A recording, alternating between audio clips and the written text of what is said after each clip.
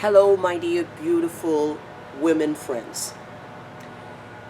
This session is exclusively about you and me. Being a woman myself, I always think about how to be in well being and have wellness at all given times. Women's wellness is not just about physical appearance and physical well being, but it's also about the emotional well being, the social well being, and the mental well being that you are at all given times. A recent study done in the United States of America shows that 80% of us, this is a remarkable number, folks, 80% of us have hampered our wellness just because of stress. So what are some of the things that really stress us out? Research also shows that regardless of any age, whether it's being the baby boomers or it's the generation Z or the millennials, regardless of any of these generations, we are all stressed about financial security. As a kid, I didn't grow up knowing how to manage my finances, and being the last one in the family, obviously I was spoiled and never taught about how to manage my finances well, but I'm slowly learning, and I'm sure you can do that too.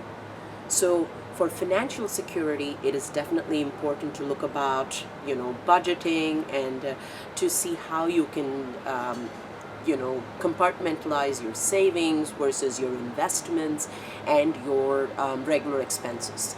And if it's probably worthwhile your time, take a few lessons about financial investments, which I have personally, talked to a friend or talked to a financial advisor to get some serious information about how to manage your own finances. And I think that is one of the most important stress factors for women in America especially. I'm sure this is the case in different other places around the globe, but especially in the United States of America, financial security is one of the biggest stress factors.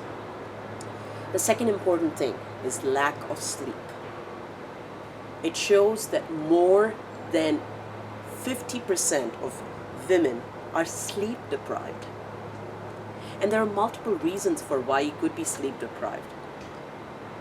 There could be, factors that's bothering you, that's you're thinking about, some of the distractions that you come across, your responsibilities in the household, your responsibilities at work, all of which needs to come to an unwinding when you go to sleep.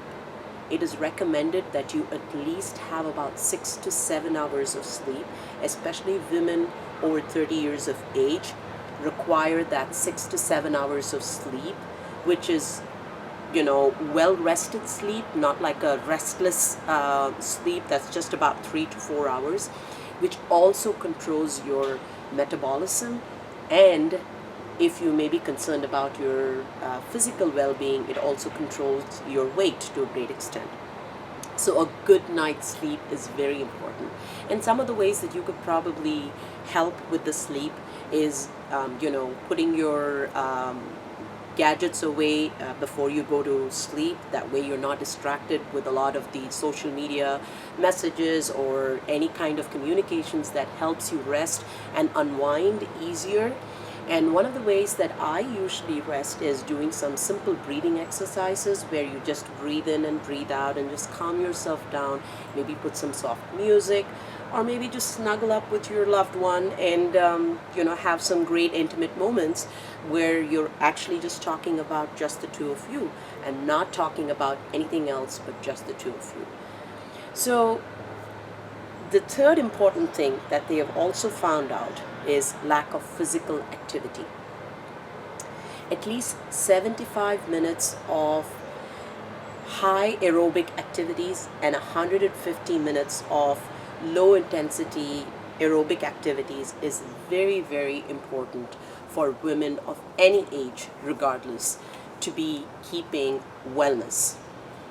It is found that people who exercise regularly or who exercise 3 times a week are definitely lesser at risk for cardiovascular disease, high blood pressure problems, and stroke and the likes of it, which are one of the major ailments that is reducing that's increasing the mortality rate in women in America.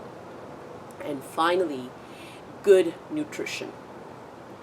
Your diet definitely requires a lot of fresh produce, a lot of fruits and vegetables, especially increasing the variety in terms of the color, in terms of the choices, in terms of getting more flavonoids and carotenoids, which you get from tomatoes, which you get from green leafy vegetables, which you get from beets, and all of those bright colors that you can incorporate in your food. For a good night's sleep, especially to increase in your serotonin level, the foods that can really help is, incorporating some high fiber foods in your diet, incorporating more nuts and seeds in your diet if you're not allergic, and if you're allergic, maybe doing some, omega-3 supplements, if you may. Also, the good old, warm milk before you go to sleep is probably another way that you can rest better, because it increases the melatonin and thereby increases the serotonin.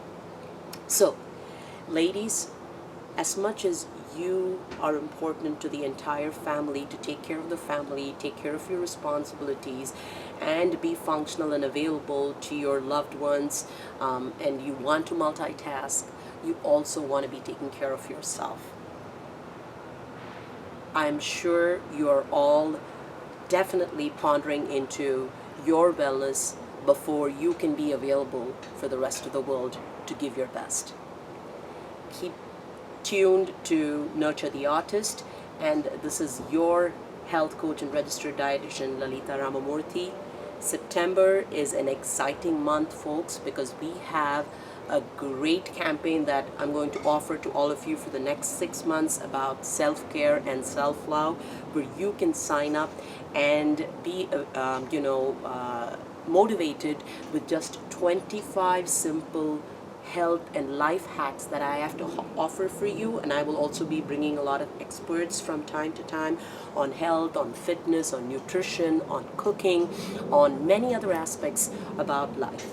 So stay tuned. This is your health coach and registered dietitian from Nurture the Artist.